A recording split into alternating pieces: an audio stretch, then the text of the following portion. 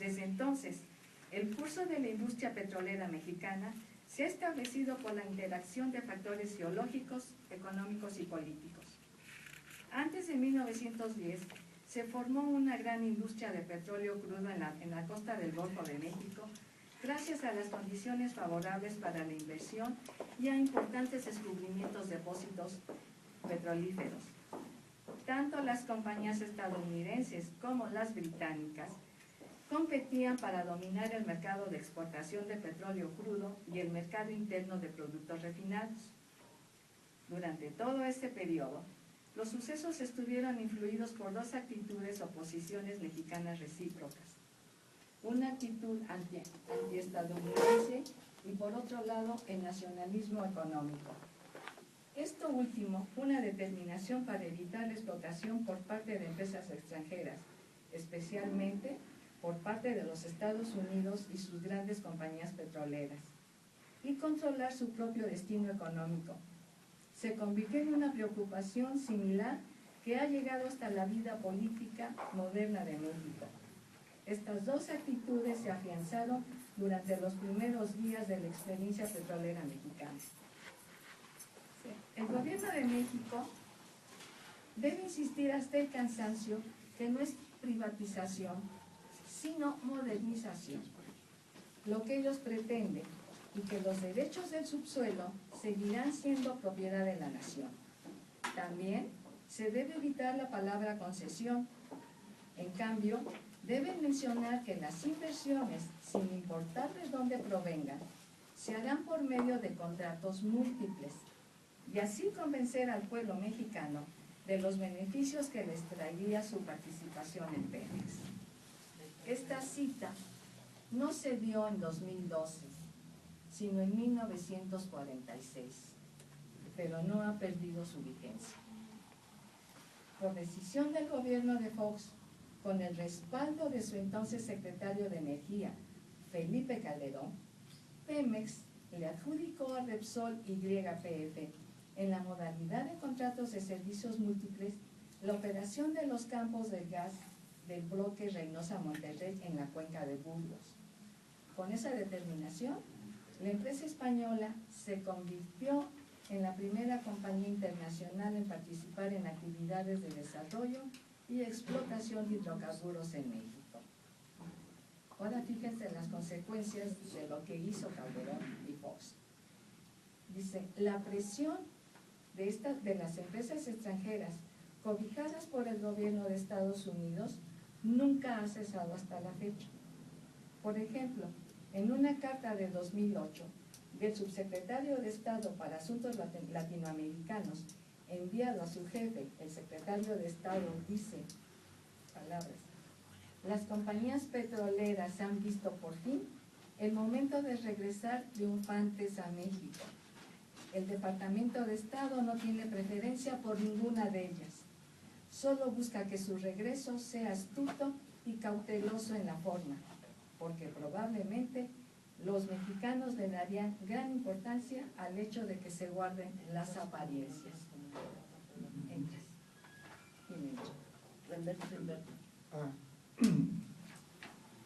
Si se pusieron atención a la lectura de la compañera, aquí se mencionó, dice, la industria petrolera mexicana se ha establecido por la interacción de factores geológicos, económicos y políticos.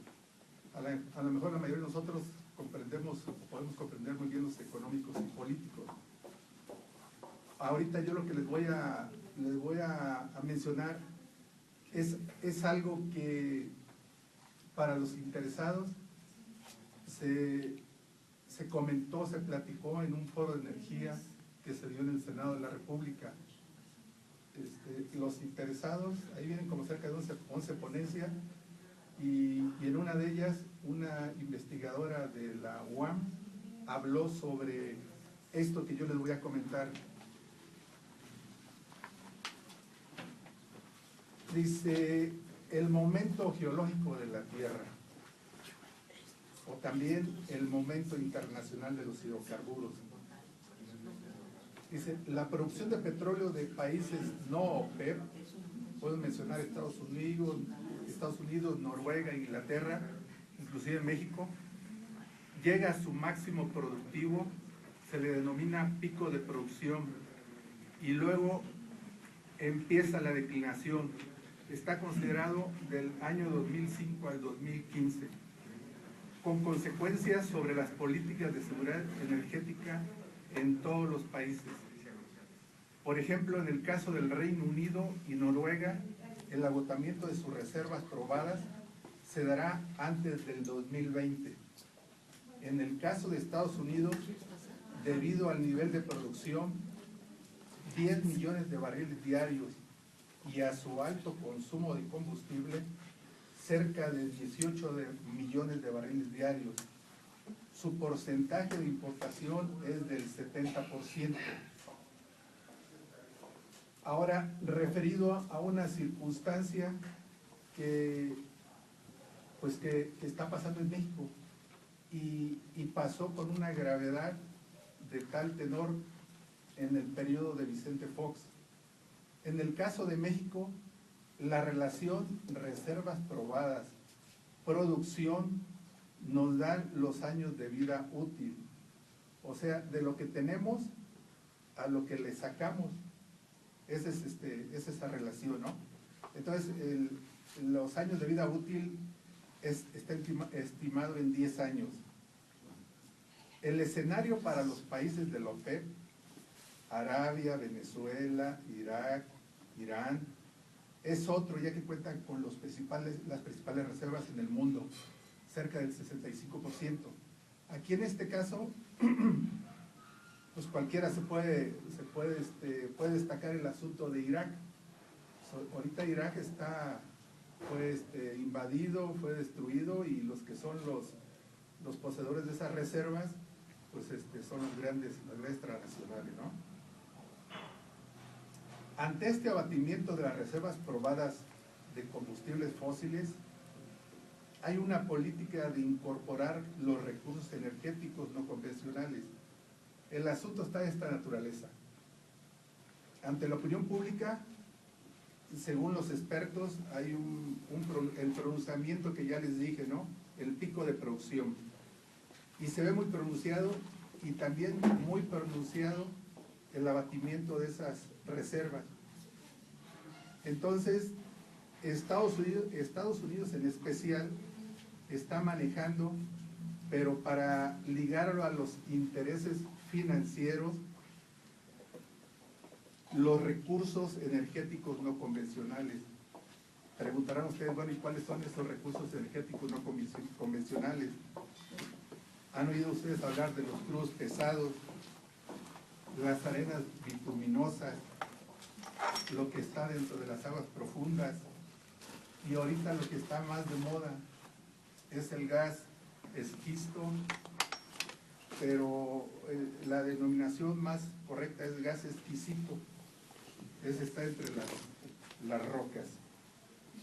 Estos energéticos no convencionales, con respecto a las reservas mundiales, se considera que son cerca de un 30%. Entonces, para los países como México, el problema de la disminución de reservas, aplicando los criterios de las potencias extranjeras, de los países del primer mundo, se resolvería abriendo su sector energético a la inversión extranjera. Entonces, con esto podemos ligar una circunstancia que se está dando ahorita. Ahorita hay presiones de todo tipo, ¿no? Y una de las presiones más fuertes es la presión de Estados Unidos, a través de los tratados que se tienen establecidos con México, y esto se va a traducir, se está traduciendo en la iniciativa que tiene en especial el PRI para abrir a petróleos mexicanos a la inversión extranjera. Esta es la consecuencia de eso, ¿no? Aquí también señala un asunto: las mayores reservas probadas en el mundo están en manos de empresas estatales. por decir Rusia, Bolivia, Venezuela, Ecuador y algunos países del Asia Central. Ha sido sistemático, sobre todo en los países latinoamericanos, la actitud de Estados Unidos por tener la injerencia en las políticas de estos países y sobre todo provocar desestabilización. Ahorita yo pienso, tomando como asunto el fallecimiento del comandante Chávez, de que pues más de algunos de los grandes financieros de Estados Unidos está que brinca de gusto, ¿no? Porque presupone que va a haber la posibilidad de la desestabilización y poder apropiarse de ese recurso tan valioso que es el petróleo. En el caso de Estados Unidos, después de la crisis energética en los 70s, impulsó una política de integración energética con Canadá y México para asegurar sus abastos de petróleo. El 85% del volumen de exportaciones de crudo es hacia Estados Unidos por parte de México. Aquí hay una cosa muy curiosa, miren. El lugar actual de las reservas probadas, o sea, lo que tiene México, está ubicado ahorita a nivel mundial en el número 17. Pero el lugar actual de producción es el número 7. Entonces, ahí ustedes van a hacer una combinación de este tipo de estas dos cosas para ubicar el asunto relacionado con la cuestión de la sobreexplotación. En el proyecto de integración energética de América del Norte, a México se le ha asignado el rol de productor de una materia prima y un consumidor de productos refinados y de la tecnología proveniente de los Estados Unidos. Así es. Voy a abordar el tema de la rentabilidad. ¿Por qué la urgencia de Peña Nieto, el PRI y los capitales extranjeros y los pocos nacionales por entrar a la industria del petróleo en México, por privatizar a Pemex, ya a un porcentaje elevadísimo? Para eso hay que ubicar a Pemex en el contexto nacional, el contexto internacional. La empresa más importante de nuestro país es Pemex, y con mucho. La empresa más grande en Latinoamérica es Pemex. Y la empresa más rentable, y con mucho, en este país es Pemex. En Pemex hay muchas áreas de oportunidad que Pemex no ha emprendido, que Pemex no ha abordado, porque el fisco no le permite. Voy a poner un ejemplo muy sencillo, el caso de los ductos. En todo el país hay grandes ciudades que reciben la gasolina, Magna, Premium, que reciben el diésel, que reciben el gas, a través de lo que llaman en Pemex porteadores. Mueven los petrolíferos en tractocamiones. El costo de transportar esos mismos productos a través de poliductos.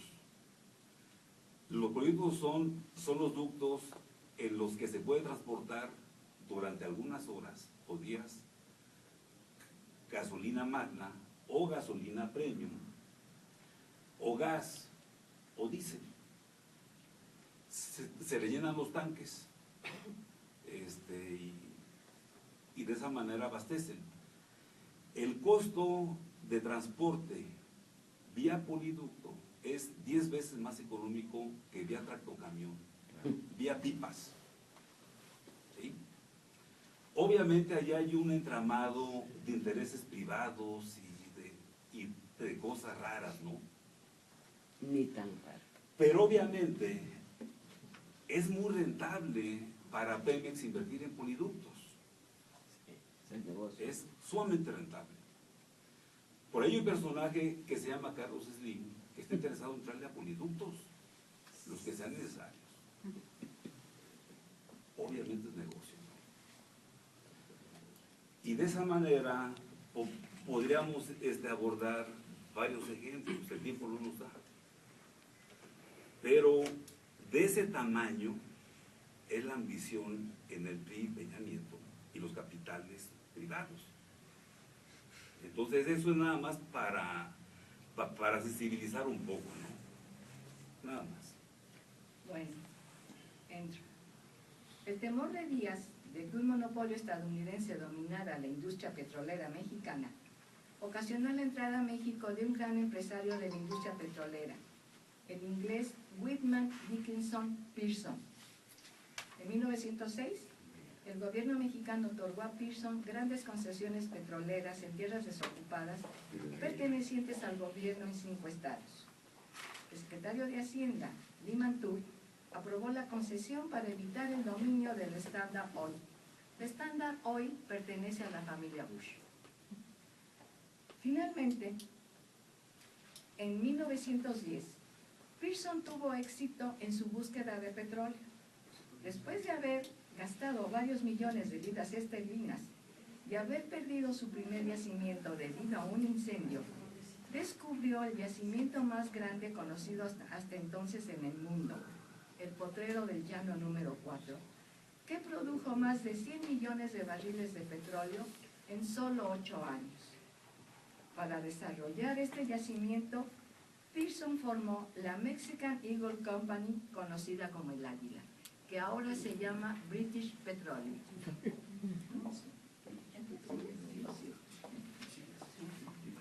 En el 2008...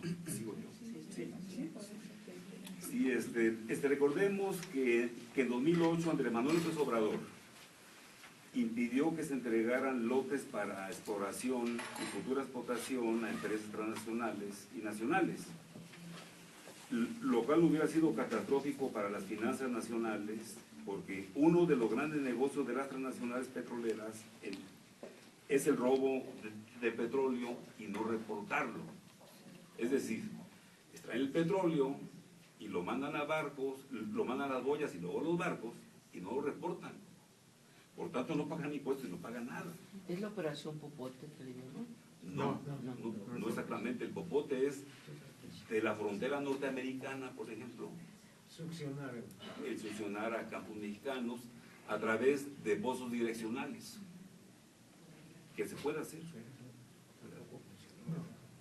Entonces, la compañía, el Águila de Pearson en el periodo de 1900 a 1916 no le rendía cuentas al gobierno mexicano y sus campos petroleros en la zona de la Huasteca estaban controlados por sus guardias blancas, equivalentes a paramilitares.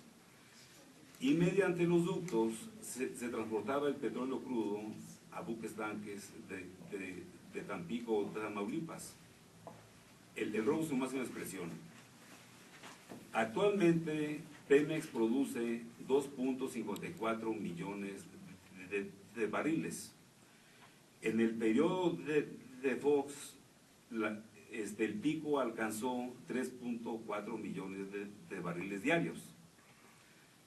Las necesidades de consumo al día de Estados Unidos es de 18 millones de barriles, pero solo tienen capacidad para producir 10 millones, por lo que requiere el abasto energético exterior, principalmente de los asociados México y Canadá, de acuerdo al Tratado de Seguridad Energética. Por otro lado, la situación en cuanto a ingresos y egresos en Pemex es la siguiente.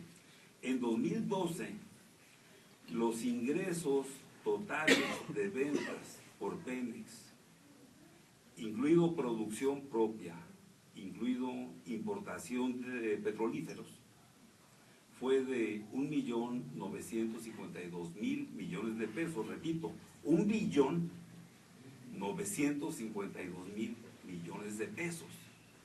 Eso fue lo que le ingresó a Pemex a su caja. Los gastos de Pemex para lograr esas ventas fueron de 1.212.000 millones de barriles. ¿Qué peso? 1.212.000 millones de pesos. De tal suerte que con el diferencial, que anda en 700.000 millones, fue el ingreso récord para Hacienda en cuanto a impuestos de Pemex hacia el fisco. ¿Sí?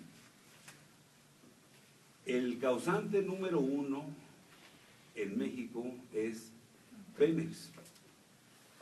El causante número 2 somos los causantes cautivos. Nosotros los causantes cautivos. La nómina. O sea, el causante que nunca ve el impuesto, que le retiene el impuesto y se lo entregan al fisco. Entonces, eso es para que nos quede claro de la importancia que tiene en nuestra nación el petróleo y de la importancia de que el petróleo siga siendo explotado por Pemex, por mexicanos, y que la riqueza sea para la nación. ¿Quiere hablar Roland? Roland. Sí, en abundancia lo que nos acaba de decir aquí el compañero. Petróleos Mexicanos, dependiendo del año fiscal, pues, ¿no?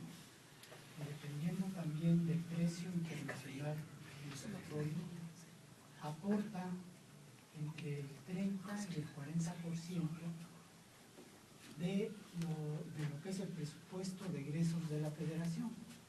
Hay quienes, también dependiendo del año, nos dicen que es más del 40%. Pemex no solamente paga impuestos como tal, ¿no? Sino Pemex paga dos rubros más, uno que les llaman derechos y otro que les llaman aprovechamientos. Entonces, entre derechos, aprovechamientos e impuestos, Petróleos Mexicanos aporta lo que ya les acabo de platicar. Esto es sumamente importante porque no se sabe, ¿verdad? O no nos han dicho los del gobierno actualmente de dónde va a sacar ese porcentaje de su presupuesto si Petróleos Mexicanos se privatiza. ¿Sí? Debido pues a que el gobierno, no solamente el de México, ¿no? Sino todos los gobiernos, lo único que causan son gastos, no tienen ingresos, no producen, nada más gastan. Nada más tienen dos formas de obtener ingresos. Una de ellas son los impuestos, por eso se habla de IVA. Y también un poco de los regímenes especiales que tienen los grandes causantes de México. Y la otra es deuda pública.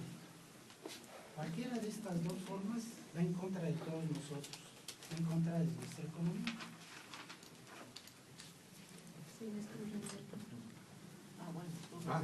No, nada más para que para tomar más conciencia y a lo mejor hasta se nos paran los pelos de punta, ¿no? ¿Más?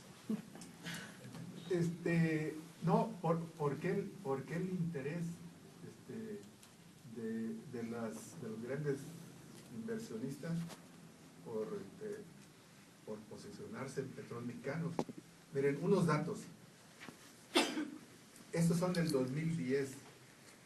Pemex es la empresa con menor costo de producción entre las grandes petroleras. $4.85 por barril.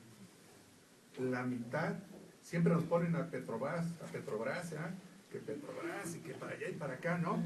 Bueno, pues es la mitad de lo que le cuesta a Petrobras. sacar un barril de crudo.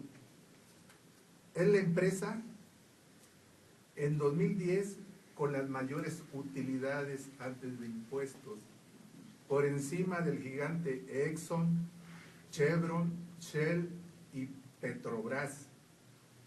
En 2010 obtuvo utilidades por cerca de 50,000 millones de dólares, o sea, el equivalente a unos 607,678 millones de pesos, mientras que la Exxon, 30,460 millones de dólares de utilidades, la Chevron, la segunda de Estados Unidos, 19,024 millones de dólares, la anglo-holandesa Shell, 20,130 millones, y Petrobras, 21,147 millones de dólares. O sea, para que vean la importancia de Petróleos Mexicanos como empresa en el mundo, ¿ah? Porque dicen, no, pues Pemex está quebrada, ¿no? Que así la tienen.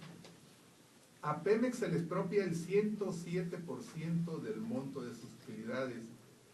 Tiene que recurrir, lo que comentaba Memo, al endeudamiento para pagar impuestos y financiar sus gastos operativos de inversión.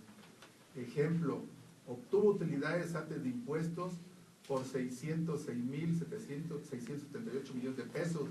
Sin embargo, pagó al fisco 654,140 millones de pesos, por lo que tuvo una pérdida de 47,4 mil millones de pesos, unos 3,759 millones de dólares. 3,759 millones de dólares. Eso fue lo que tuvo de pérdida.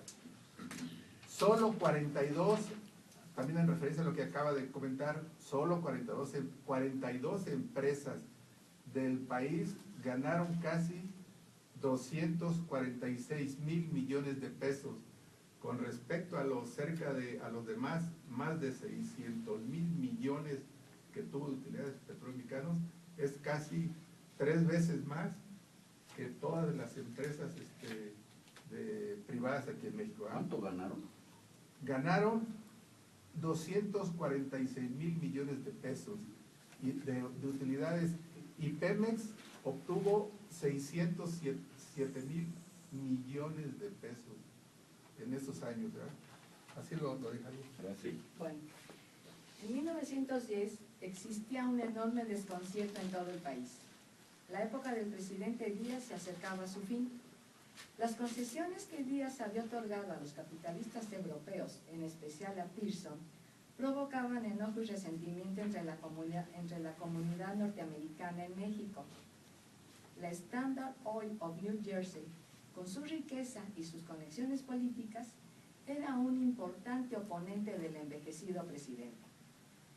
La combinación del descontento popular y el disgusto de las empresas norteamericanas estaban destinados a aplastar el régimen de Díaz con una revolución en donde los intereses petroleros extranjeros desempeñaron una parte importante de la intriga revolucionaria. Voy al régimen de Madero.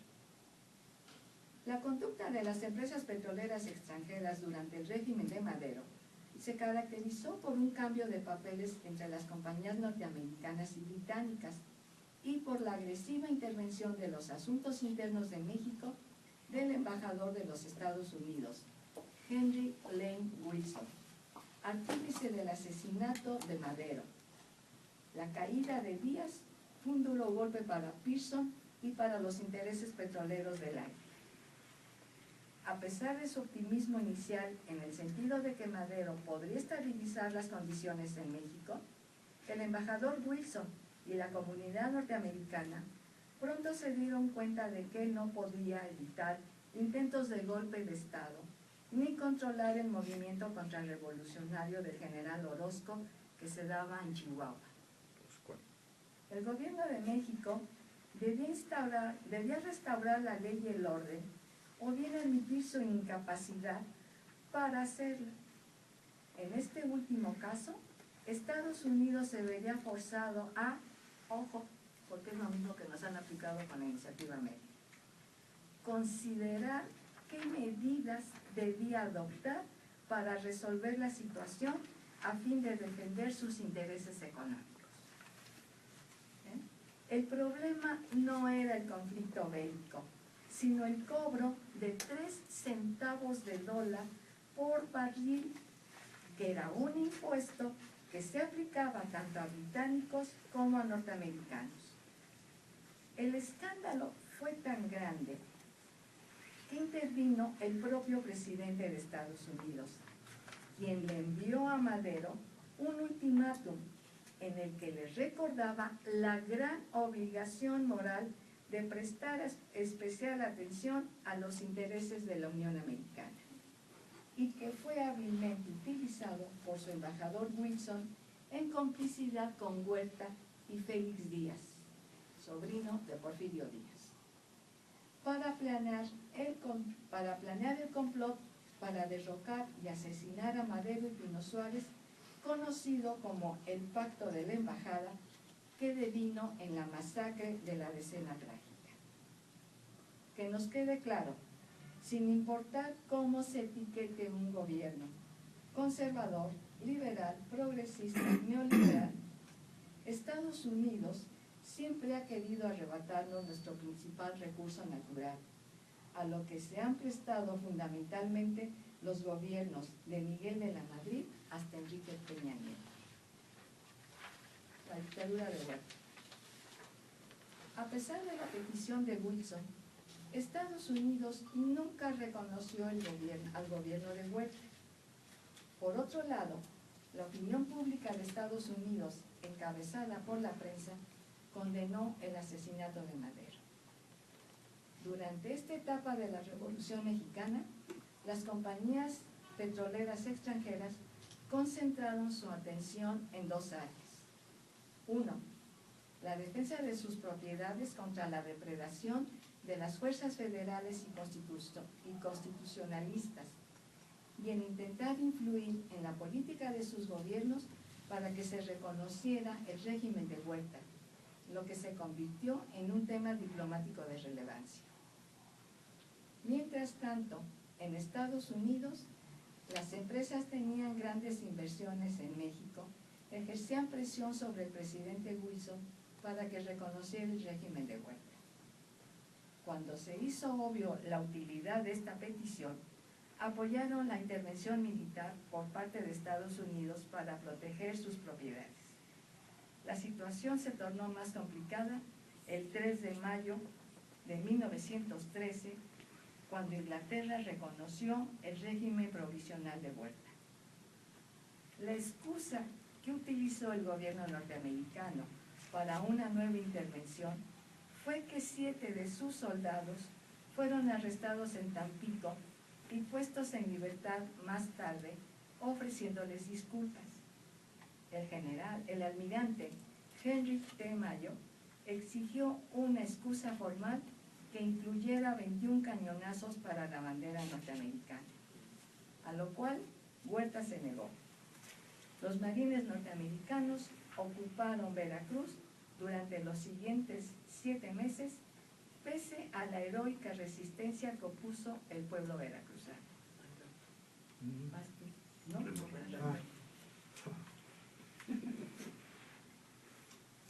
En el régimen de Porfirio Díaz, a todas las empresas petroleras no se les cobra ningún tipo de impuesto. Nada más para que vean las barbaridades que se cometían, ¿no? Sí, sí, sí. En 1901, la producción de petróleo fue de 10,000 barriles. Era la parte que le correspondía a Porfirio Díaz. En 1911 la producción fue de 12,5 millones. Bueno, por esa producción se cobraron, se llamaba el impuesto del timbre, 26,000 pesos. Este impuesto, pues prácticamente fue la sentencia de muerte para Madero, para Huerta y Carranza. El 3 de junio de 1912, fíjense nada más, Madero impone 3 centavos de dólar por barril. Y los gringos hicieron un alboroto, ¿no? Presiones diplomáticas, amenazas, chantajes. O sea, querían llevarse limpios de polvo y paja toda la riqueza del país. Huerta, bueno, esa fue parte de una de las razones por las cuales el asesinato de Madero. Huerta lo eleva a 65 centavos de dólar por tonelada métrica. Carranza, y llamen lo que, aparte del movimiento de las circunstancias sociales y económicas, esto abonó también para la caída de Huerta, ¿no? Carranza trató de aplicar un impuesto que se le llamaba el impuesto de barra, o sea que se debía pagar en lingotes de oro. Pues fue peor la cosa, ¿no? Los gringos se pusieron con los cabellos parados, se lo jalaron, y esa fue toda un inicio de lo que le pasó a Carranza, ¿no? Bueno, Carranza lo voy a explicar más adelante. Sí. ¿Sí? Sí. Sí, ya. El régimen de Carranza. Contrariamente a las expectativas del gobierno de Wilson, la derrota de Huerta y la victoria de los revolucionarios, los problemas que Estados Unidos enfrentaba en México se exacerbaron debido al estallido de la Primera Guerra Mundial en Europa. Los objetivos de la política norteamericana eran a menudo contradictorios. Por una parte querían imponer la ley y el orden tan pronto como fuera posible, y la mejor manera de lograrlo era apoyando a uno de los bandos en lucha. Pero el gobierno de Wilson también quería un gobierno mexicano dispuesto a aceptar la preeminencia norteamericana. Fuera de la intervención armada, la mejor manera de obtener esto era enfrentando entre sí a las partes contendientes. Al principio Wilson apoyó a Villa y confió en el triunfo de este. Sin embargo, animado quizás por el deseo de impedir que cualquiera de los dos bandos obtuviera la victoria total, los norteamericanos evacuaron Veracruz en diciembre de 1914 y la entregaron a las tropas de Carranza que se hallaban cerca. Evidentemente, Washington tenía sus esperanzas puestas en un arreglo entre los diversos movimientos mexicanos. Pero como la lucha continuó, cambió de táctica. El 2 de junio de 1915, Wilson dirigió una áspera nota a los beligerantes, conminándolos a llegar a un acuerdo lo antes posible. De lo contrario, el gobierno norteamericano se vería constreñido a decidir qué medios debían emplearse para ayudar a México a salvarse a sí mismo. El Departamento de Estado también pensó en resolver, entre comillas, lo de resolver el problema mexicano mediante un golpe militar que eliminara a los jefes revolucionarios, Carranza, Villa y Zapata. Finalmente, los norteamericanos decidieron convocar una conferencia panamericana en la que participarían representantes de Argentina, Brasil y Chile. Al hacer esto, perseguían dos objetivos. Primero, disipar la sospecha de que los Estados Unidos tenían intenciones agresivas. Y segundo, favorecer sus propios intereses al darle un cariz panamericano. No lo pudieron realizar porque se percataron que resultaría imposible llegar a formar un gobierno mexicano por intermediación de los jefes menores, debido a la desigualdad de fuerzas entre las facciones revolucionarias. Fue en ese momento cuando las simpatías norteamericanas por Villa menguaron rápidamente, al empezar él a exigir contribuciones económicas cada vez mayores a las compañías norteamericanas. Carranza, por el contrario, se había comprometido a proteger las vidas y propiedades de los extranjeros, conceder una amnistía general a mexicanos y extranjeros, garantizar la libertad religiosa y resolver la cuestión agraria sin expropiaciones. Sí. Hoy día, a raíz de que del 2000 al 2012 han aumentado los precios del oro y de la plata 6 veces. Es decir, en el 2000 la onza troy de oro estaba a $300 por onza. Actualmente está en 1800. De una manera muy acelerada empezó a subir a partir del 2000. Y se nos vino una invasión de empresas mineras extranjeras, principalmente canadienses, las cuales han depredado el país. Y resulta que actualmente está concesionado a empresas mineras, principalmente extranjeras, el 25% del territorio nacional. La mayoría de las explotaciones son sumamente agresivas al medio ambiente, al equilibrio ecológico. Para separar el oro utilizan el procedimiento de tajo abierto, triturar el mineral 3/4 afinos y luego hacen grandes pilas de cientos de miles de metros cúbicos y resulta que le meten cianuro por aspersión, ¿sí? De tal manera que contaminan los acuíferos. El ejemplo más emblemático es San Luis Potosí, ¿sí? Que borraron el cerro de San Pedro, que era el escudo emblemático.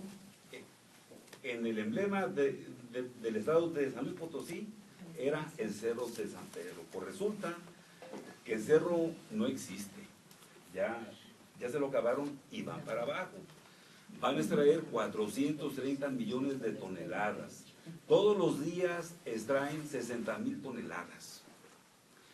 En lo que los grupos ambientalistas los paran o no los paran, pues ellos en 2 años van a terminar. Para irnos un poquito a la historia, de acuerdo con la ley de colonización de 1883, se habían deslindado y vendido hacia 1892 a favor de muy pocos empresarios mexicanos y extranjeros 35 millones de hectáreas, es decir, el 18% del territorio nacional. De tal manera que las cosas están empeorando. Esperanza. El cambio de Wilson. Yo quisiera No pagar completar un impuestos. poco, Además de no pagar impuestos, compañero. yo quisiera completar un poco, precisamente en la parte que usted señala. Las empresas mineras en México pagan entre 15 y 150 pesos por hectárea anual de explotación. Es lo único que pagan. La diferencia de por qué unos 15 y otros 150 y otros lo que se puede obtener entre 15 y 150 es la antigüedad de la explotación. Entonces, hace un momento yo les hablaba a ustedes que Pemex paga derechos, aprovechamientos e impuestos. Pues las mineras lo único que pagan son derechos en las cantidades que les acabo de decir. Finalmente, hace un momento acá Luz María hablaba de los neoliberales. Dice ella que a los americanos no les interesa tanto si son liberales, revolucionarios o neoliberales. Efectivamente, ¿verdad? Lo que ocurre es que el neoliberalismo es una doctrina, ¿sí? Política que propicia, ¿verdad?, el que existan estas ideas, ¿no? Esto es, la iniciativa particular es bien importante porque tiene que ver con la libertad individual. Entonces, la suma de libertades individuales, la suma de las riquezas individuales es lo importante. A los neoliberales no les interesan los grupos como tales, cosa diferente que existía con el liberalismo. El liberalismo sí reconocía que había grupos, clases sociales que interactuaban entre ellas y que precisamente por esa interacción tenía que haber un equilibrio y un ente que eran los gobiernos los que tenían por obligación, ¿verdad?, buscar ese equilibrio y que las cosas marcharan. Actualmente es como ya les platiqué. Esto es la iniciativa individual. Gracias. El cambio de Wilson a favor de Carranza se debió exclusivamente a la Texas Oil Company, que les recuerdo, Bush, que obtuvo amplios beneficios con esta política. Por otro lado, las compañías británicas nunca habían apoyado al primer jefe y las norteamericanas perdieron su entusiasmo inicial por Carranza en 1915, cuando su gobierno intentó aumentar sus impuestos, o sea, 65 centavos de dólar por barril, lo que superaba con creces lo acordado con el gobierno de Huerta. En ese año, la mayoría de las compañías petroleras norteamericanas apoyaban la conspiración, para lo cual contaron con el apoyo de Leon Canova, encargado de negocios mexicanos en el Departamento de Estado, y de algunos mexicanos exiliados para imponer a un candidato conservador como presidente de México. Entre ellos estaba Huerta. Cuando se enteraron que Wilson estaba considerando el reconocimiento de Carranza, llegaron incluso a enviar a un representante a entrevistarse con el embajador inglés en Estados Unidos para solicitarle no lo reconociera hasta en tanto Carranza no se comprometiera a respetar debida y legalmente los compromisos que se habían hecho con gobiernos anteriores, a lo que se accedió, y en un gesto de buena voluntad hacia Carranza se decidió sacrificar a Villa, quien no sabía lo que estaba pasando. El 1 de noviembre de 1915, Villa libró su última batalla decisiva contra Carranza en Agua Prieta. El resultado de la misma aún no se definía cuando la noche del 2 de noviembre, 3,000 hombres del ejército carrancista, a quienes el gobierno de Estados Unidos había permitido atravesar el territorio norteamericano, sorprendiendo a Villa e infligiéndole una derrota pavorosa.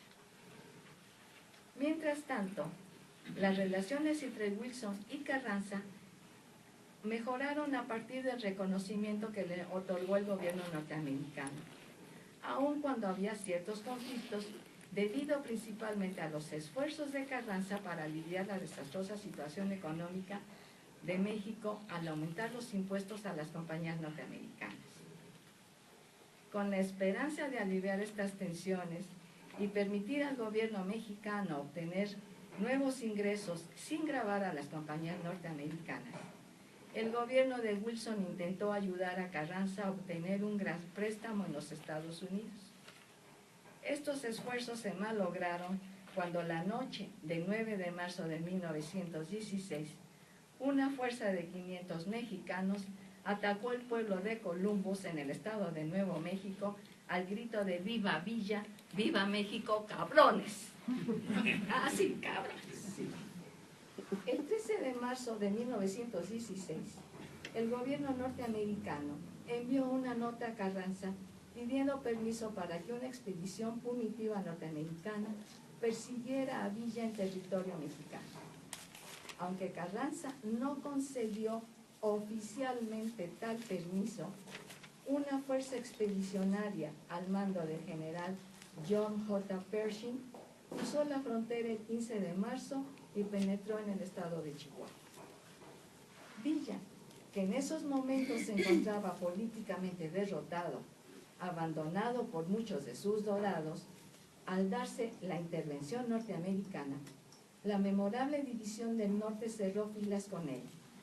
En estos momentos, es cuando demuestra al gran estratega que había en él. No enfrenta al ejército de Pershing conforme a los cánones militares, sino que desarrolla sobre la marcha la táctica de guerra de guerrillas.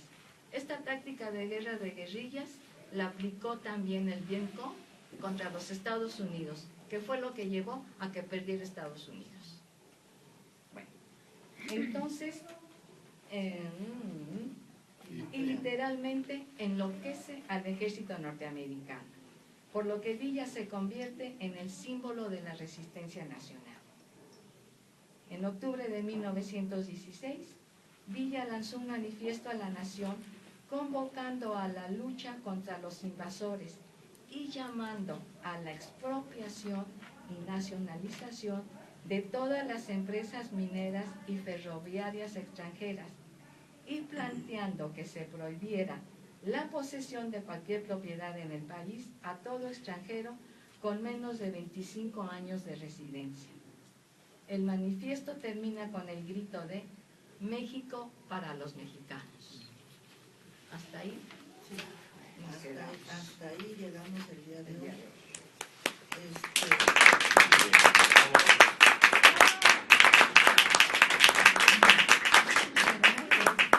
Ahora abrimos un debate, si quieren preguntar, pero bueno, yo creo que sería bonito un debate, o bueno para todos un debate. Bueno, Un debate son las 8, ¿no? Las 8 y 5. Bueno, un debate que yo les pediría que sobre cuarto para las 9, 10 para las 9 pudiéramos terminar para que hubiera oportunidad de levantar las cosas y todo, ¿vale? Gracias. Yo dos pequeños comentarios, no va a ser para el debate, nada más comentarios. Yo creo que deberíamos de crear en México una compañía minera de oro que se llame Pemex. Digo, nada más. La otra, hay un dato histórico que creo que nos falta conocer que influye en lo de la expropiación petrolera, que es en el tiempo de Carranza, cuando en Alemania mandan el famoso telegrama Zimmermann. Esto viene después. Ah, perdón. en la primera exposición. Sí, en la próxima exposición. Perdón, me adelanté. Sí, se Bueno. adelantó, viene el telegrama. Sí, Mil perdones, no, pero... No. Es que es un poquito más largo el telegrama Zimmermann y por el tiempo. Además también es demasiada información, se aburren, ok, se duermen, perdón, se agobian. perdón, me adelanté. Ahora El sí. telegrama Zimmermann es fundamental para entender la primera, la derrota de Alemania y la audacia de Carranza. Sí, y los Bueno. intereses americanos. Y los intereses americanos. Y el hundimiento de nuestros barcos. Bueno, está bien. No quería adelantar. Sí, respuesta en respuesta a la observación de la eventual empresa Oromex. Ajá. Quiero aclararles que los ingenieros mexicanos pudiéramos operar sin ningún problema, sin ninguna asesoría extranjera, esa empresa, sin ningún problema. ¿Qué es lo que se requiere? Pues el capital para arrancar. Ahora, ¿qué es lo que hacen los canadienses? Como 1 kilo de oro cabe en una cajetilla de cigarros, porque el peso volumétrico es de 36 kilos por litro, ¿sí? Entonces, para los canadienses es muy sencillo, o para los extranjeros, principalmente los canadienses, es muy sencillo es hacer la exploración, que no tiene ningún problema. Una vez que ubican el hueco, planifican la explotación, empiezan a explotar. ¿Qué es lo que hacen? Barrenan, usan explosivos, truenan, lo mandan a equipos de trituración y molienda a la planta concentradora y lo funden. Y el oro y la plata lo sacan por avioneta y no pagan impuestos. Con la empresa Oromex, o sea, había un control. Y sin ningún problema, ¿no? En fin, es una observación. en apoyo. Pero eso es lo que pasa desde tantos años, que no les han dado oportunidad a nuestra gente, ¿no? A nuestros paisanos. Siempre van por extranjeros y los paisanos que son muy buenos se tienen que ir a otros lados porque no han tenido la oportunidad. Entonces, eso es lo que, como este gobierno de Morena, pues le daría más oportunidad a nuestras gentes. Ajá. A propósito del oro, bueno, en las concentraciones que ha hecho Andrés Manuel López Obrador y referiéndose al petróleo, ha dicho, bueno, es que andamos mal, ¿no? Les mandamos el crudo y nos regresan los productos terminados, ¿no? O sea, como que les mandamos las naranjas y nos venden el jugo. Bueno, el año pasado, casi a principios del año, dijeron, bueno, pues para Hacienda y el gobierno de Calderón, dice, pues para proteger nuestra reserva, vamos a cambiarla una parte por oro. Bueno, se les dan las concesiones a las compañías mineras, extraen los minerales, el oro, la plata y lo que venga del bidón. No se les cobran impuestos o una mínima parte, se la llevan a sus lugares de origen y resulta que nosotros de nuestras reservas monetarias vamos y le compramos el oro a precios internacionales. Se cambiaron de reservas cerca de 400 toneladas de oro. Pues, un bonito negocio. Salió junto con pegado. Estamos fritos, ¿no? Contra eso es lo que hay que luchar, ¿verdad? Como es un político, no les voy a pagar para que me golpeen.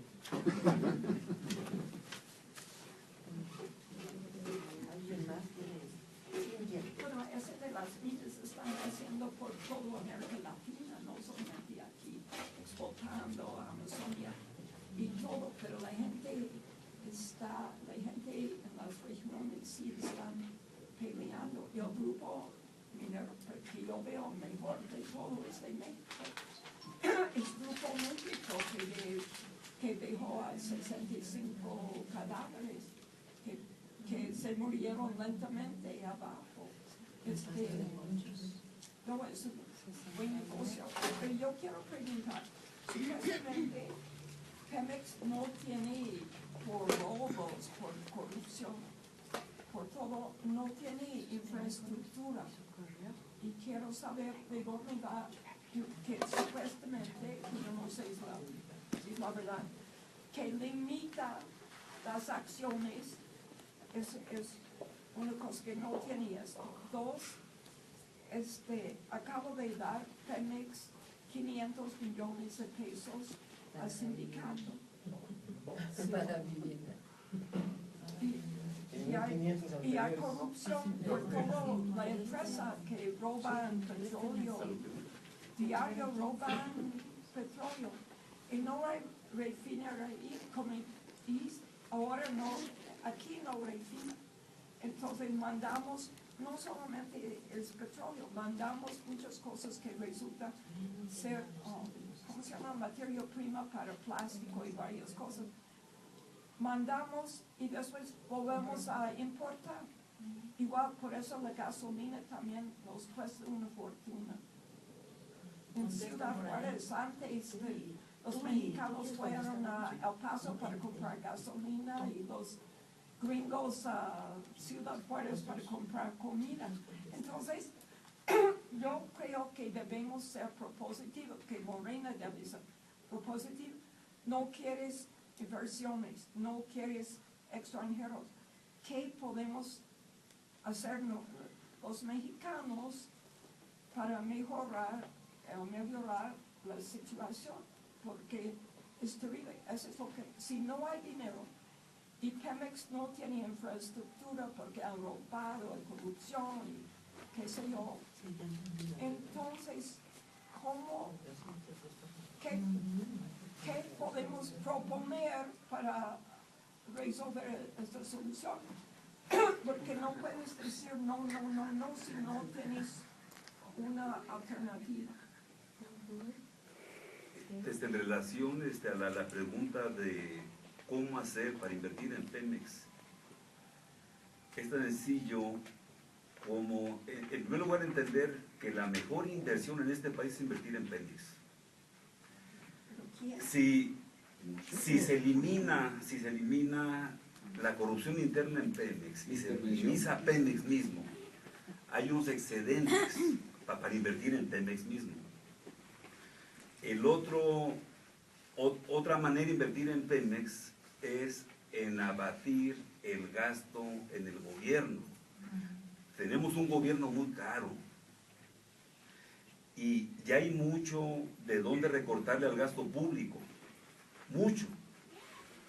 Y se puede invertir en Pemex, porque Pemex es lo que más da. Sí, es todo Sí. para educación. Sí, pero Pemex no- para eso, Cintia, desde lo que necesitas es un gobierno honesto. Claro. Y no lo tenemos. ¿Sí?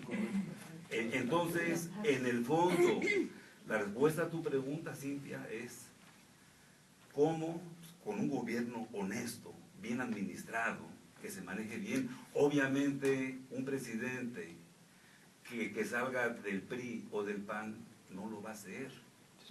Es imposible. Y del PAN al menos. Es algo muy sintetizado, ¿verdad? Pero ya hay un compañero. A ver, está acá el compañero, después tú, ¿Yo? y después el doctor, ¿sí? Buenas noches a ¿Quién todos. sigue? El compañero el de compañero. Alfonso, porque tiene mucho rato Buenas levantando. noches a todos. Parte de su respuesta estriba precisamente en lo que usted comenta, en entrar en infraestructura y en invertir en investigación, porque México, bueno, Pemex sigue exportando crudo y no se le invierte, solamente se le exprime y se le exprime la paraestatal. Entonces, totalmente de acuerdo con un gobierno honesto. El centro, bueno, el partido del PRI, que desde hace unos años se ubica en el centro de la aplicación política de los partidos, y la derecha están en contubernio para vender este recurso que es fundamental para el desarrollo del país. Y la izquierda, dentro de sus discursos y contradicciones, pues apela a eso, está tratando de luchar contra ello. Evidentemente Morena tiene un discurso nacionalista y defensor del recurso, y no se trata solamente de luchar en contra de eso, de no permitir la inversión privada, sino que se invierta en este tipo de cosas. ¿Por qué? Porque como comentaban hace rato, el país exporta petróleo y lo vuelve a importar, pero ya procesado. ¿Por qué? Porque los gringos, porque los ingleses se lo llevan crudo y le invierten en investigación y lo procesan, y solamente como México no invierte en eso y se le sigue pues, ¿cómo se dice? Ordeñando. Ordeñando a la empresa, pues pasan ese tipo de cosas. Otra cosa es que la vida sindical, como se demostró ahorita con la profesora Gordillo, no tiene ni siquiera la obligación de transparentar sus finanzas, porque es una empresa en el contexto del sindical, y transparentar sus finanzas ante la federación. Entonces, la corrupción en la empresa, la falta de investigación y los malos gobiernos, pues hacen de la empresa el oro líquido y el oro sólido para el gobierno, de lo que se mantienen todos, y la empresa sigue sin desarrollarse. Les recuerdo que son 2 minutos.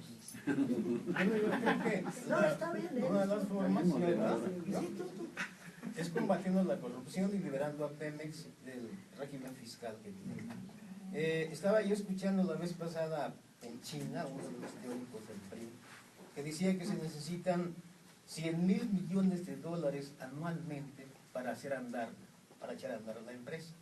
Digo, nos quieren apantallar, ¿no? Engañándonos, diciendo mentiras, porque simple y sencillamente, yo tenía unos datos por ahí, que de 2000 a 2009 se obtuvieron 8 billones de pesos por concepto de venta de petróleo. Hacienda le confiscó 6 billones de pesos. ¿No son suficientes eso para la inversión? Claro que sí. Aparte de otra cosa más. Los grandes capitalistas no pagan impuestos, al contrario, les devuelven los impuestos. Fox les devolvió 733,000 millones de pesos. ¿Cómo es posible eso, no? Entonces, yo siento que por ahí va el asunto. Simplemente, si combatimos la corrupción, si hacemos que los señores paguen los impuestos, si combatimos los monopolios, nos vamos a ahorrar una gran cantidad de dinero y sobre todo el enorme gasto de la alta burocracia. Según el compañero que lamento, ya voy a terminar.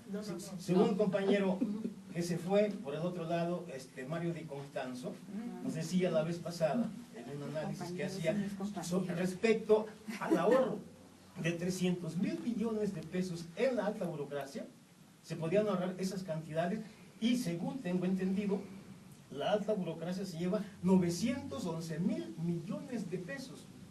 ¿No sería suficiente para la inversión? Suficiente. Gracias. Doctor. Bueno, yo nomás lo que digo es de que estamos exactamente en un momento histórico que implica que estamos totalmente colonizados. Entonces tenemos que hacer acciones, que eso es lo que comentamos. Y qué bueno que estamos en Morena, pero más que estemos en acciones, por ejemplo, para resolver el problema del petróleo.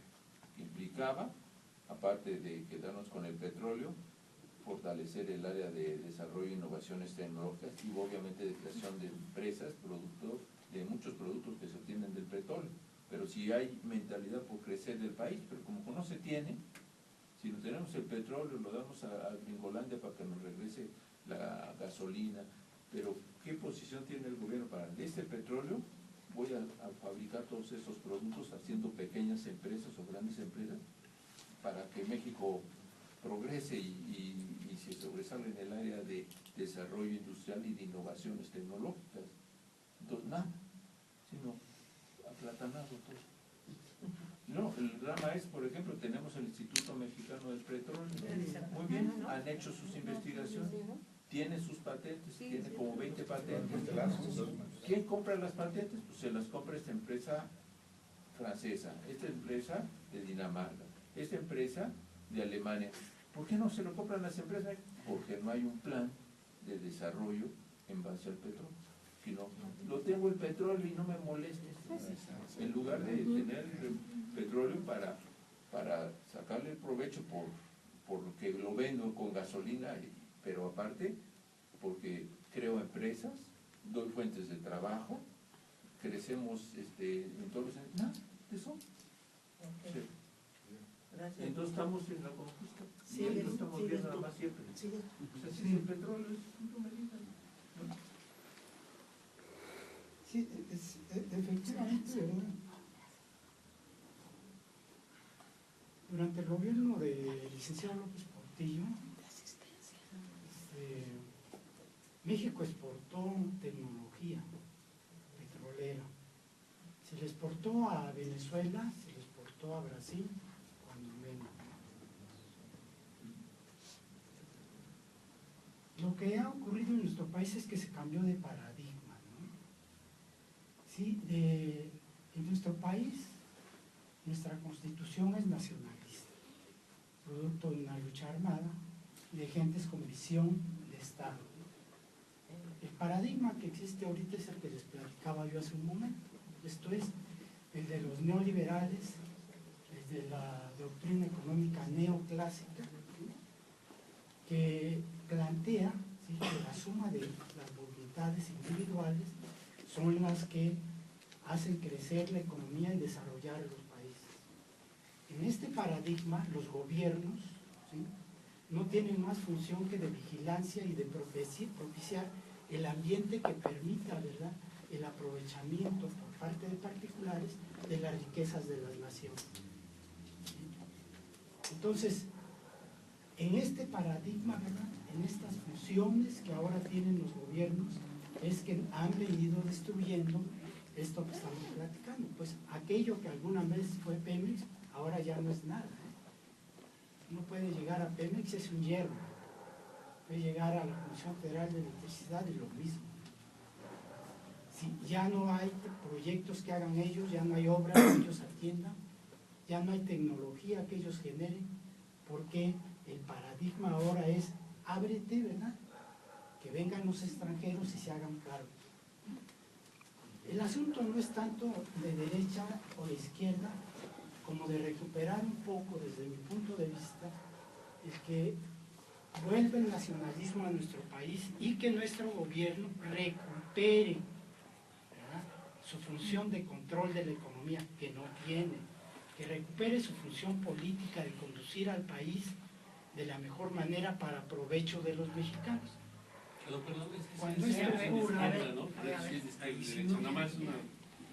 Cuando esto ocurra, compañeros, que no es una cuestión fácil, porque yo lo dije en unos segundos, ¿verdad?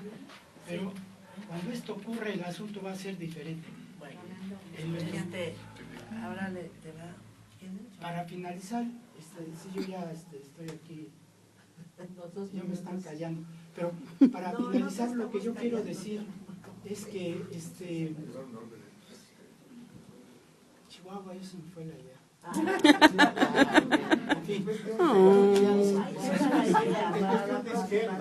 Por favor, 2 minutos. Sí. Yo sé que nos tendríamos para hablar 3 horas, pero no podemos. Luego, sí, después va Rebeca, luego va Yuridia, creo, y luego va el compañero. ¿Habría alguna mano acá? Yo. Lola. Sí, pero, Lo que bueno, yo dije a ver, fueron y Dolores. puntos nada más, pero Yo voy a ser muy, muy breve. Por favor. Hay dos cosas que a mí me parece que son importantes en este asunto del petróleo y que no podemos, de Pemex. Es que Pemex es mucho más que solo petróleo. El gas es importantísimo y se nos olvida. El gas es lo que está enriqueciendo ahorita a grandes compañías norteamericanas, sobre todo, pero también inglesas. Y en México lo quemamos y no se lo vendemos a nadie, es un problema grave, ¿no? Eso por un lado. Y por el otro es la capitalización, o sea, lo que hace que en países como China, que ni siquiera produce petróleo, o como Brasil, que sí lo produce, lleguen a donde están en este momento, es un binomio, sí el asunto petrolero, pero también la capitalización por parte de bancos nacionales, que en México no existen, ¿no? Entonces, si no tenemos eso, bueno, por supuesto que lo va a capitalizar alguien, pero no va a ser un banco mexicano y por lo tanto esa ganancia no se queda aquí, ¿no? Sí es necesario tener una banca mexicana que capitalice el petróleo o pues todos los energéticos para beneficio de los mexicanos, ¿no? Esas son las dos cosas. Rebeca, por favor. Sí, yo pienso que todo exactamente sabemos qué es la corrupción, todo lo que han dicho es muy cierto, sabemos cómo se puede, pero el gran problema es que imposible ahorita, mientras hay lo que decimos, empresarios y el gobierno unidos para hacerse ellos mismos inmensamente ricos, nada nos sorprende, pero el gran problema es que mientras, desde mi punto de vista, este pueblo no despierte, va a ser muy difícil que nos permitan ellos, los de arriba, los poderosos, quitarlos. Ellos están haciendo sus circos, nos distraen este pueblo y todo.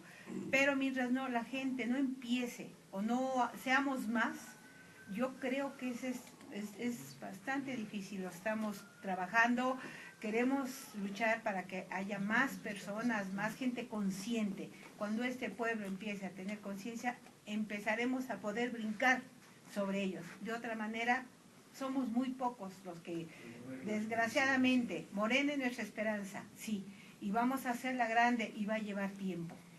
Ese es desgraciadamente lo que yo pienso, ¿no? Gracias, Rebeca. Bueno, yo creo que los conferencistas nos ilustraron con datos, con historia, con todo, y que todos estamos en realidad de acuerdo. Yo creo que lo que dice Rebeca es muy cierto. Lo que quiere decir es que sí, no podemos cambiar de gobierno ahorita. Ojalá. Y tenemos que, ojalá, pero no se va a poder. Y el principio creo es darse cuenta que todo está relacionado con todo. Que toda lucha está relacionada con las demás luchas. Que el petróleo no es aparte. Que luchar a morir, si se necesita, por cada uno de los temas que nos inquietan y nos molestan. Y ustedes saben, yo estoy en lo del hambre, pero lo tiene que ver perfectamente con el petróleo. Con la corrupción, por supuesto, tiene que ver, porque Cintia planteó, la posición del diablo, ¿no? Lo que dice toda la gente que no sabe. Bueno, si no tiene dinero, ¿cómo va a resolver los problemas? Se necesita inversión. Pero lo que queda aquí muy claro, porque oímos a Humberto, oímos a los compañeros, compañeros es que sí tiene mucho dinero, sí produce mucho dinero. Es cierto que su margen de ganancia tiene que ver con el hecho que se pagan salarios bajos aquí y se pagan más altos en otros lugares. Pero independientemente de eso, que habría que en un otro momento hablarlo, sí se escapa dinero por la corrupción. Sí es cierto lo que dijeron también, el Estado cuesta mucho dinero por corrupto, pero también porque es un Estado caro, que no es necesario. También es cierto que no se cobran los impuestos de los grandes capitales. Entonces, ¿qué decir? La lucha no es solo por el petróleo. O sea, tendríamos, por ejemplo, huelga de pagar impuestos mientras no paguen impuestos los grandes capitales, por ejemplo. O sea, acciones concretas, acciones reales. Y cuando la gente, porque hay mucha gente que, como Cintia dice, pero es normal que quieran que vengan capitales de otro lado, si Pemex no tiene dinero. Y así nos tienen mareados a todos. Yo creo que es importantísimo juntar los discursos, todos los discursos que todos traemos adentro y toda la energía en una militancia política con todos los vecinos en todos los lugares públicos. Contestando lo de Yuridia, precisamente este ejercicio es para eso, para que nos involucremos de tal forma para conseguir hacer un frente, ¿sí? Para defender esto que pareciera indefendible, pero que yo creo que todavía tenemos alguna posibilidad de sacarlo adelante, si nos lo proponemos. Entonces, un involucramiento político, un involucramiento de pensamiento para tratar de salvar lo poco que nos queda en este país. Esa es la idea de esto que estamos haciendo. La última frase que quería decir, que tiene que ver, o sea, cualquier militancia pasa por la palabra, sea en canciones o sea hablada. La palabra es importantísima y creo que es fundamental poder decir, dice Peña Nieto y todos los demás como él, nunca hemos hablado de privatización. Pues es como si el secuestrador dijera, yo lo único que hice fue sacarme de su casa y meterlo en la mía y encerrarme con llave. Digo, es ridículo. No podemos dejarnos llevar por el lenguaje. La gente en la calle, no, es decir, se marean por el lenguaje, ¿no? No, pues él no habla de privatización. Entonces, desenmascarar con el lenguaje, ¿no? A ver, sí, vas tú, luego Héctor, luego Lolita, creo que también querías intervenir, ¿verdad, Lolita? Ya dijeron todo lo que yo quería decir. Este va a ser el último bloque, ¿sí? Para poder terminar como nos lo habíamos propuesto, ¿sale? Esperanza, yo también quisiera decir algo. Sí, sí, también vas a hacerlo. Cerramos contigo. Ay, cerramos contigo. ¿Qué te parece? Ya los compañeros ya nos ilustraron sobre las grandes utilidades que realmente tiene Pemex. Recursos los hay. Yo lo que veo es que Pemex desde hace tiempo, desde la época neoliberal, ya está semi-privatizado. Lo que quieren ahorita es ya darle formalidad al asunto. Y se ven dos ejemplos bien claros. Está lo que es Chicontepec y lo que es Burgos. En ambos casos, hasta donde yo he podido investigar, yo no soy ingeniero, no soy petrolero, pero pues, me interesa. Pero eres del ESME, manito. Estos campos no producen, no tienen la producción que se esperaría, son pozos realmente de muy escasa producción, pero gracias a los contratos de servicios médicos y de diversas maneras, como le llaman ellos, las empresas como Halliburton y como Schlumberger se están llevando un dineral. Y claro que todavía tenemos recursos, porque aquí tenemos la región marina suroeste, que abarca partes de lo que son aguas someras o poco profundas, y ahí hay un petróleo que se sale súper ligero, de muy buena calidad. El problema es que también las refinerías que están en servicio no les han dado el mantenimiento requerido, pero esto es por una inducida, mala y perversa estrategia para echarlas a perder, porque no refinan al 100% las que tenemos ahorita. López Obrador, pues todos sabemos que ya poner hasta 5, ¿no? Pero de entrada a hacer 3, ¿no? Que ya se hubieran hecho si hubieran dado chance en 2006. Bueno, la otra, lo que tú acabas de decir, el lenguaje de estos tipos, ¿sí? Sean priistas o panistas, que sí quieren que la ideología, porque vaya, que este es el problema ideológico, ¿cómo va a ser? La derecha está encantada de, ahorita con la muerte de Chávez van a ver que van a tratar de dar un golpe de Estado ahí, si no algo no se pone abusado, son de lo peor las derechas, aquí y en todo el mundo, y las oligarquías en los países de Latinoamérica son terribles. Entonces, el discurso de ellos es privatizar, no es privatizar, Y si no quiere matizar y son eufemismos los que utiliza, es incorporar, modernizar. Modernizar en este momento la tendencia actual en el mundo. Si uno ve una lista por ahí, que es incluso una lista de una empresa gringa que sacó las 350 empresas más importantes del mundo, dentro de las 10 primeras hay 7 petroleras y todas son estatales. Saudi Aramco, la YOC de Irán, la NEOC de Irak, PDVSA, Gazprom rusa, en fin, todas son estatales. Sí fungieron en algún momento dado como privadas, pero vieron que no funcionó, entonces ya se renacionalizaron. Ahora, claro, yo termino diciendo, con estos no vamos a dar ningún paso, absolutamente. Ahorita nos lo impusieron, compraron la elección, y yo nomás la dejo ahí, ¿no? O sea, ya sé que ya se tienen las primeras movilizaciones de Morena, que además se están tardando mucho porque tiene este tipo, todo el tiempo ya ha tenido desde que entró en funciones el 1 de diciembre, todo el tiempo del mundo, con unos chuchos ahí, que la izquierda chucha, que no es nada, no significa nada, se amarraron las manos con el pactito ese de México, y pues ellos no van a hacer nada. Y tenemos a Manuel, tenemos a Laida Sansores, pues son poquitos, realmente ellos los pueden avasallar. Gracias. Gracias, compañero Héctor. Yo hago observaciones y medito. Las grandes potencias han alcanzado esa calificación de grandes potencias por su desarrollo industrial y por su alto sentido nacionalista. Véanlo en cualquier parte del mundo. ¿Qué necesita ser México para ser una potencia? Bueno, un desarrollo industrial y un sentido nacionalista. ¿Cómo? Ya lo he dicho en otras sesiones, consumamos lo que el país produce para que las utilidades se queden en el país. Creemos industrias nacionales para que las utilidades queden en el país. Los fondos de fomento los quitaron, hay que retomarlos. Fondos de fomento para la industria, la agricultura, la ganadería, la pesca, la minería y sobre todo la industria petrolera con todos sus derivados. Eso es lo que necesitamos hacer, crear conciencia y sentido nacionalista. Gracias. Gracias a ti. Nada más mire, con respecto a lo que se comentaba hace rato de que si México tiene recursos económicos, no tiene recursos económicos, ¿no? Yo nomás les recordaría, por ejemplo, el asunto de las AFORES, las AFORES de manos privadas. Bueno, las AFORES de manos privadas manejan un capital de 2.200.000.000.000, ¿no? Que por una instrucción del gobierno federal, pácatelas, se las dieron, todas esas, las utilidades, pues, las ganancias de los trabajadores, órale. Y esos son los que las trabajan. Bueno, estamos hablando también de otra lana. Las reservas monetarias. Ahorita, yo creo que todo el mundo sabe, ¿no? Andamos en 163.000.000.000 de dólares de reserva. Bueno, con un poquito de sentido común diría, bueno, ¿por qué eso no se invierte, no? Yo ingresé a Petróleos Mexicanos a través del Instituto Mexicano del Petróleo en 1974.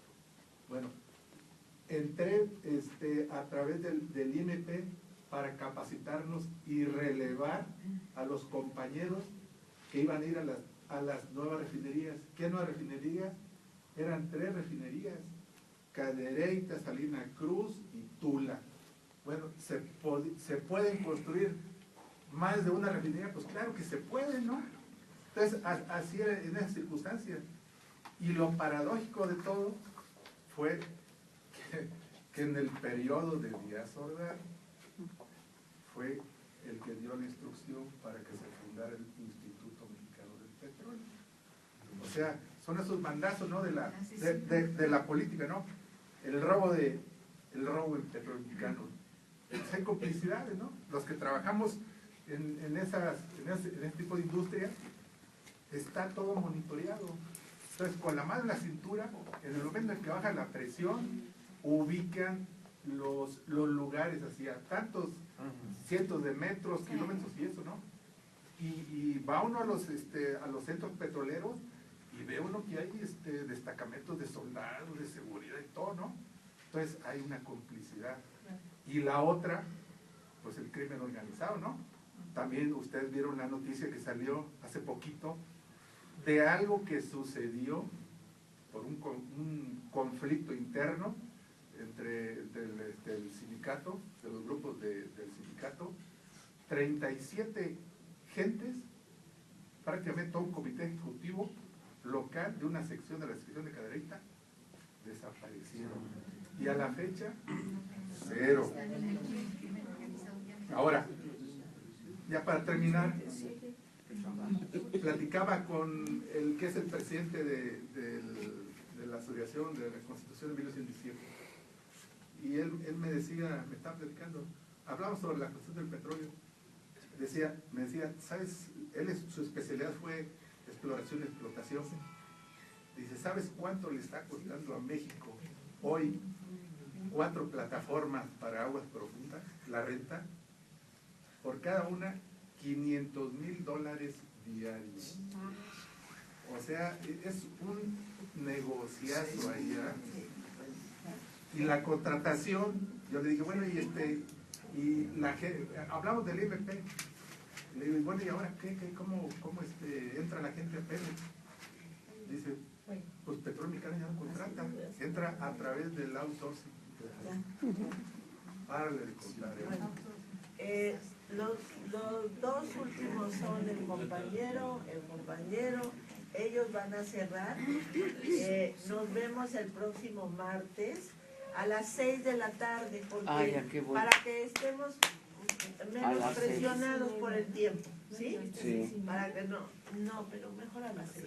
Sí, a las 6, para que estar menos presionados, ¿sí? Sí. Y después de que ellos terminen, voy a dar un anuncio que puede ser importante para todos ustedes. Sí. Enrique Peña, sí. Los santos inocentes. Bueno, muchas carrillos de buena voluntad. Yo lo único que les quiero decir es que hay un problema muy fuerte que vive en nuestro país.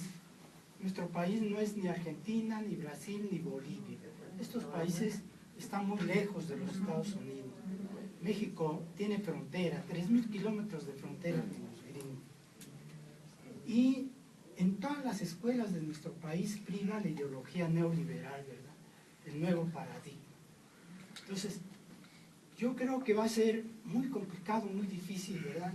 Que todas las ideas que nosotros tenemos de honradez y de buena voluntad se puedan sacar adelante sin considerar esta cuestión de la frontera. Yo creo que lo primero que debiéramos hacer o buscar es la racionalidad económica. Racionalmente no está bien lo que está haciendo el gobierno, ¿sí? No se puede concebir, ¿verdad?, que tengan que vender la casa para salir de deudas, ¿verdad? Entonces, y eso es lo que está haciendo el gobierno. Hablamos de petróleo, voy a cerrar con energía eléctrica. En este país le gusta al ingeniero, no necesitamos a ningún ingeniero extranjero, a ninguna empresa eléctrica extranjera, como Iberdrola, o las que andan por ahí, las españolas, Repsol y demás, o gas natural. No la necesitamos. Los ingenieros mexicanos podemos operar el 100% del sistema de energía eléctrica y también el del petróleo. Este es mi cierre. Una cosita. Una persona que venía en un avión acá, una diplomática, se estaba sentada junto a 2 españoles que venían ufanándose entre ellos de que venían a un puesto fenomenal y no les habían pedido ni títulos, ni prácticas, ni ningún tipo de documento. Eso va a aparecer en la jornada como una carta de esta compañera. Y lo otro que quería decirles es que hace muchos años, cuando estaba yo en Francia estudiando, dije que Pemex era mexicano, del Estado. Y todos los alumnos y maestros dijeron imposible. No existe ningún petróleo que sea de ningún Estado. Todo es completamente privado. Y realmente, es decir, Irak, por ejemplo, estaba en el petróleo estaba todo en manos de extranjeros. El único petróleo que era del Estado era el mexicano. Entonces, eso a propósito de las escuelas y de que falta un nacionalismo, ¿no? El que estamos hablando. Y de todo con todo. La lista, a lo mejor podríamos hacer listas de lo que tendríamos que hacer para hacer los discursos, de las marchas, de todo, ¿no? Bueno, primero, muchas gracias, yo creo que estuvo muy bien. No, sí, claro.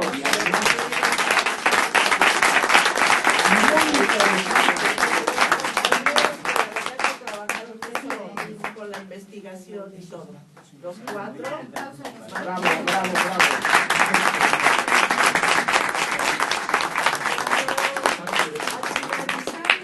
Creo que son tres sesiones. Vamos a tener un taller que lo dictan los alumnos, asistentes, compañeros de Manuel Bartlett. Entonces quisiéramos que, si no es hoy, pues la próxima sesión, fueran ustedes pensándolo para que se anoten para este taller. Los que quieran tomarlo, parece que está muy interesante. Es sobre energéticos y después de que termine estas sesiones. Las tres que faltan. Las dos que faltan. Las dos que faltan, sí, que son 2 semanas más. ¿Sí? Entonces, para que vayan pensando si les gustaría tomarlo para nosotros darles a ellos la lista de las personas que lo quieren tomar. Otra cosa es que la lectura que ellos estuvieron revisando, nosotros la tenemos y el que la quiera tener nos avisa por favor para traerles una fotocopia de los que la quieran traer, por favor.